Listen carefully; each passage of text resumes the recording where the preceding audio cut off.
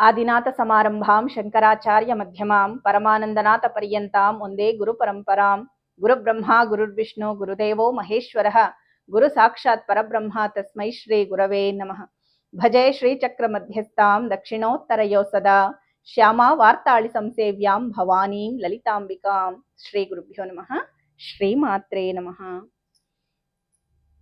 ಬಹಳಷ್ಟು ಜನ ನಿಂಬೆಹಣ್ಣಿನ ದೀಪದ ಬಗ್ಗೆ ಹೇಳಿ ಹೇಗೆ ಬೆಳಗಿಸ್ಬೇಕು ಮತ್ತೆ ಯಾವ ದೇವಾಲಯಗಳಲ್ಲಿ ಬೆಳಗಿಸ್ಬೇಕು, ಯಾವ ಸಮಯದಲ್ಲಿ ಬೆಳಗಿಸ್ಬೇಕು ಅಂತ ನನಗೆ ಕೇಳಿದ್ರು. ನನಗೆ ಎಷ್ಟರ ಮಟ್ಟಕ್ಕೆ ತಿಳಿದಿದೆಯೋ ಅದನ್ನ ಹಂಚ್ಕೊಳ್ಬೇಕು, ಅಂದ್ರೆ ಹೇಳಬೇಕು ನಿಮಗೆ ಅನ್ನೋ ಉದ್ದೇಶದಿಂದ ಈ ವಿಡಿಯೋ ಮಾಡ್ತಾ ಇದ್ದೀನಿ. ಮುಖ್ಯವಾಗಿ ಈ ನಿಂಬೆಹಣ್ಣಿನ ದೀಪವನ್ನ ದುರ್ಗಾದೇವಿಯ ಪ್ರೀತಿಗಾಗಿ ಹಚ್ತಾರೆ. ಅದರಲ್ಲೂ ಮಂಗಳವಾರ, ಶುಕ್ರವಾರ, ರಾಹು ಕಾಲಗಳಲ್ಲಿ ಈ ನಿಂಬೆಹಣ್ಣಿನ ದೀಪವನ್ನ ಹಚ್ಚಿದ್ರೆ ಬಹಳ ಒಳ್ಳೆಯ ಫಲ ಸಿಗುತ್ತೆ. ಇನ್ನು ಅಷ್ಟಮಿ, ನವಮಿ, ಅಮಾವಾಸ್ಯೆ, ಹುಣ್ಣಿಮೆ ಇಂತಹ ತಿಥಿಗಳಲ್ಲೂ ಕೂಡ ಈ ನಿಂಬೆಹಣ್ಣಿನ ದೀಪವನ್ನ ಹಚ್ಚಬಹುದು. ಇನ್ನು ರಾಹು ಕಾಲದಲ್ಲೇ ಯಾಕೆ ಈ ದೀಪವನ್ನ ಬೆಳಗಿಸ್ಬೇಕು ಅಂತ ನೋಡಿದ್ರೆ, ರಾಹುಗೆ ಅಧಿಷ್ಠಾನ ದೇವತೆ ದುರ್ಗಾ. ಆದ್ರಿಂದ ರಾಹು ಕಾಲದಲ್ಲಿ ದೀಪ ಬೆಳಗಿಸೋದ್ರಿಂದ ಯಾರಿಗೆಲ್ಲ ರಾಹುಗ್ರಹಕ್ಕೆ ಸಂಬಂಧಿಸಿದಂತಹ ತೊಂದರೆಗಳಿದ್ದಾಗ ಹೆಚ್ಚಾಗಿ ದುರ್ಗಾದೇವಿಯ ಆಲಯದಲ್ಲಿ ಈ ದೀಪ ಹಚ್ಚೋದ್ರಿಂದ ಅವರ ಆ ಸಮಸ್ಯೆಗಳಿಂದ ಬೇಗ ಹೊರಬರ್ತಾರೆ ಅಂತಲೇ ಹೇಳ್ಬೋದು. ಪ್ರತ್ಯೇಕವಾಗಿ ಈ ಸಮಸ್ಯೆಗೆ ಈ ದೀಪವನ್ನ ಹಚ್ಚಬೇಕು ಅನ್ನೋದು ಏನೂ ಇಲ್ಲ.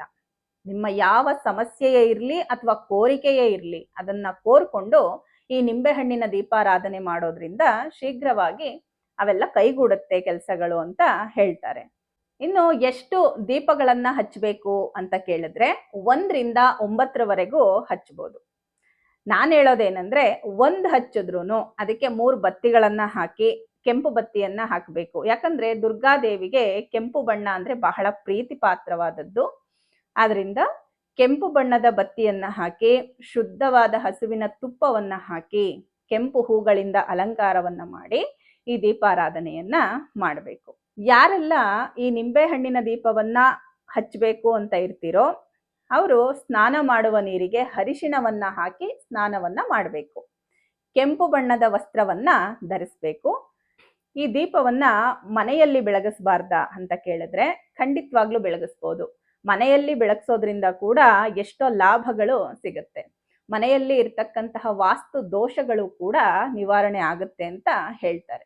ಒಬ್ಬೊಬ್ರು ಒಂದೊಂದು ರೀತಿ ಹೇಳ್ತಾರೆ. ಕೆಲವರು ಮನೆಯಲ್ಲಿ ಹಚ್ಚಬಾರ್ದು ಅಂತಲೂ ಹೇಳ್ತಾರೆ. ನಾನಂತೂ ಹಚ್ತೀನಿ ಮನೆಯಲ್ಲಿ ಬೆಳಗಿಸೋದ್ರಿಂದ ಯಾವ ರೀತಿಯ ತೊಂದರೆಗಳು ಆಗೋದಿಲ್ಲ ಅಂತ ಹೇಳ್ತೀನಿ.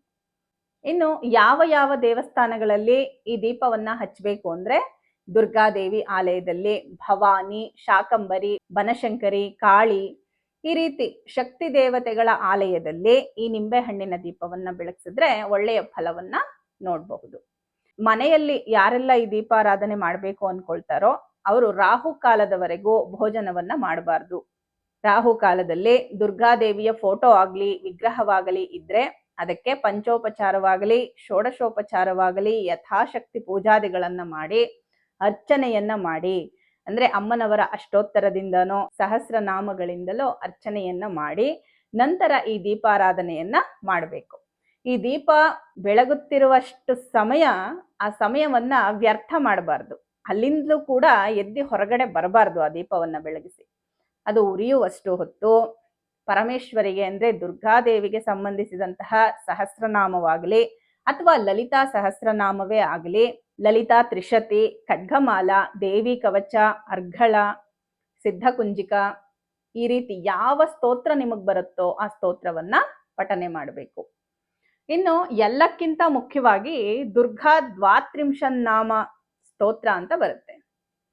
ಈ ಸ್ತೋತ್ರವನ್ನ ಪಠನೆ ಮಾಡೋದ್ರಿಂದ ಅಂದ್ರೆ ದುರ್ಗಾದೇವಿಯ 32 ನಾಮಗಳು. ಸಾಕ್ಷಾತ್ ದುರ್ಗಾದೇವಿಯೇ ಹೇಳಿದ್ದಾಳೆ, ಯಾರು ಈ ನಾಮಗಳನ್ನ ಪಠಿಸ್ತಾರೋ ಅವರ ಮೇಲೆ ಸದಾ ನನ್ನ ಅನುಗ್ರಹ ಇರುತ್ತೆ ಅಂತ ಹೇಳಿದ್ದಾಳೆ. ಆದ್ರಿಂದ ಇದು ಬಹಳ ಸುಲಭವೂ ಕೂಡ ಆಗಿರುತ್ತೆ. ದುರ್ಗಾ ದುರ್ಗಾ ಅಂತಲೇ ಪ್ರಾರಂಭವಾಗೋದ್ರಿಂದ ಈ ದ್ವಾತ್ರಿಂಶನ್ನಾಮ ಸ್ತೋತ್ರವನ್ನ ಪಠನೆ ಮಾಡೋದ್ರಿಂದ ನಮ್ಮ ಎಷ್ಟೋ ದುರಿತಗಳು ಕೂಡ ದೂರ ಆಗ್ತವೆ ಅಂತಾನೆ ಹೇಳ್ಬೋದು.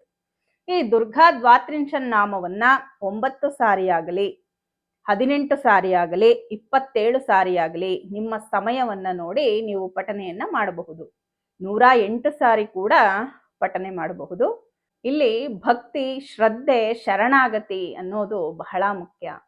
ಪರಮೇಶ್ವರಿಯ ಯಾವುದೇ ಪೂಜೆಯಾಗಲಿ, ದೀಪಾರಾಧನೆಯಾಗಲಿ, ಅನ್ಯಥಾ ಶರಣಂ ನಾಸ್ತಿ ತ್ವಮೇವ ಶರಣಂ ಮಮ ಅಂದ್ರೆ ಆ ರೀತಿ ಶರಣಾಗತಿಯ ಭಾವ ನಮ್ಮಲ್ಲಿರಬೇಕು. ಪರಮೇಶ್ವರಿಯಲ್ಲಿ ಅಂತ ಭಾವ ಬಂದಾಗ ಅವಳ ಅನುಗ್ರಹ ಸಂಪೂರ್ಣವಾಗಿ ನಮಗ್ ಸಿಗುತ್ತೆ. ಈ ನಿಂಬೆಹಣ್ಣಿನ ದೀಪವನ್ನ ಮುಖ್ಯವಾಗಿ ಶುಕ್ರವಾರ ರಾಹುಕಾಲದಲ್ಲಿ ಹಚ್ಚೋದ್ರಿಂದ ಲಕ್ಷ್ಮಿ, ಸರಸ್ವತಿ, ಪಾರ್ವತಿ ಈ ತ್ರಿಶಕ್ತಿಯರ ಅನುಗ್ರಹ ಕೂಡ ಸಿಗುತ್ತೆ. ಈ ದೀಪವನ್ನ ಹಚ್ಚುವಂತಹ ಮಹಿಳೆಯರು ಮುಖ್ಯವಾಗಿ ಸರ್ವಾಲಂಕಾರ ಭೂಷಿತರಾಗಿ ದೀಪವನ್ನ ಬೆಳಗಿಸ್ಬೇಕು. ಇನ್ನು ದುರ್ಗಾ ದ್ವಾತ್ರಿಂಶನ್ ನಾಮವನ್ನ ಹೇಗೆ ಹೇಳಬೇಕು ಅನ್ನೋದನ್ನ ಒಂದ್ಸರಿ ನಾನು ಹೇಳ್ತೀನಿ. ಇದನ್ನ ಎಲ್ಲಿ ಸಿಗುತ್ತೆ ಅಂದ್ರೆ ಸ್ತೋತ್ರ ನಿಧಿಯಲ್ಲಿ, ಯೂಟ್ಯೂಬ್ ಕೂಡ ಸಿಗುತ್ತೆ. ದುರ್ಗಾ, ದುರ್ಗಾರ್ತಿ ಶಮನಿ, ದುರ್ಗಾ ಪದ್ವಿ ನಿವಾರಿಣಿ, ದುರ್ಗಮಚ್ಛೇದಿನಿ, ದುರ್ಗ ಸಾಧಿನಿ, ದುರ್ಗನಾಶಿನಿ, ದುರ್ಗತೋದ್ಧಾರಿಣಿ, ದುರ್ಗನಿಹಂತ್ರಿ, ದುರ್ಗಮಾಪಹ, ದುರ್ಗಮಜ್ಞಾನದ, ದುರ್ಗ ದೈತ್ಯಲೋಕದ ವಾನಲ, ದುರ್ಗಮ, ದುರ್ಗಮಾಲೋಕ, ದುರ್ಗಮಾತ್ಮಸ್ವರೂಪಿಣಿ, ದುರ್ಗಮಾರ್ಗಪ್ರದ, ದುರ್ಗಮ ವಿದ್ಯಾ, ದುರ್ಗಮಾಶ್ರಿತ, ದುರ್ಗಮಜ್ಞಾನ ಸಂಸ್ಥಾನ, ದುರ್ಗಮಧ್ಯಾನ ಭಾಸಿನಿ, ದುರ್ಗಮೋಹ, ದುರ್ಗಮಗ, ದುರ್ಗಮಾರ್ಥಸ್ವರೂಪಿಣಿ, ದುರ್ಗಮಾಸುರ ಸಂಹಂತ್ರಿ, ದುರ್ಗಮಾಯುಧ ಧಾರಿಣಿ, ದುರ್ಗಮಾಂಗಿ, ದುರ್ಗಮಾತ, ದುರ್ಗಮ್ಯ, ದುರ್ಗಮೇಶ್ವರಿ, ದುರ್ಗಭೀಮ, ದುರ್ಗಭಾಮ, ದುರ್ಗಭ, ದುರ್ಗಧಾರಿಣಿ. ನಾಮಾವಳಿ ಮಿಮಾಂಯಸ್ತು ದುರ್ಗಾಯ ಮಮ ಮಾನವಃ ಪಠೇತ್ ಸರ್ವಭಯಾನ್ಮುಕ್ತೋ ಭವಿಷ್ಯತಿ ನ ಸಂಶಯಃ. ಶತ್ರುಭಿಃ ಪೀಡ್ಯಮಾನೋವ ದುರ್ಗಬಂಧಗತೋಪಿವ ದ್ವಾತ್ರಿಂಶನ್ನಾಮ ಪಠೇನ ಮುಚ್ಯತೆ ನಾತ್ರ ಸಂಶಯಃ. ಅಂದ್ರೆ ಈ ಸ್ತೋತ್ರವನ್ನ ಪಠನೆ ಮಾಡೋದ್ರಿಂದ ನಮ್ಮ ಶತ್ರುಗಳು ಕೂಡ ನಾಶ ಆಗ್ತಾರೆ, ನಾವು ಕೋರಿದಂತಹ ಕೋರಿಕೆಗಳು ಸಿದ್ಧಿಯಾಗುತ್ತೆ, ದುರ್ಗಾದೇವಿಯ ಸಂಪೂರ್ಣ ಅನುಗ್ರಹ ಪ್ರಾಪ್ತಿಯಾಗುತ್ತೆ ಅಂತ ಹೇಳ್ತಾ ಇದೆ.